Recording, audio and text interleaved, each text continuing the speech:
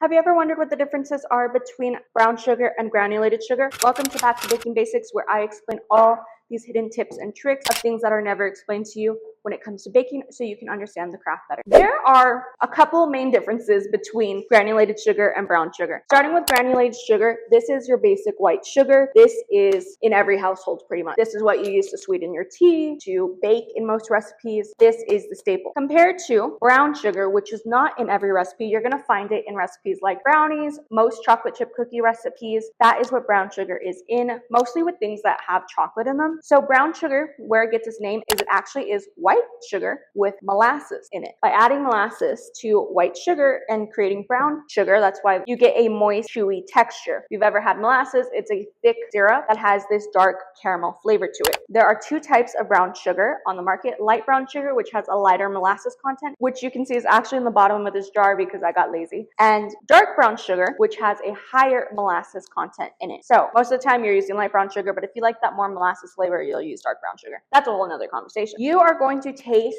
that chewy caramel flavor when you use brown sugar in recipes compared to refined white sugar, granulated sugar, which is dry and it makes textures fluffy with a neutral sweetness. You'll taste sugar in the recipe. You're not going to taste what type of sugar it is, if that makes sense. Molasses in brown sugar also makes it more acidic and attracts moisture in recipes. That's why you use it when you're using chocolate, because chocolate sometimes is bitter. Brown sugar will contribute to making a chewier, softer texture in your baked goods compared to granulated sugar, which is going to make a lighter, crispier texture in your baked goods and actually promote breading of your baked goods. And that is the main difference between the two most common sugars in baking: brown sugar and granulated sugar.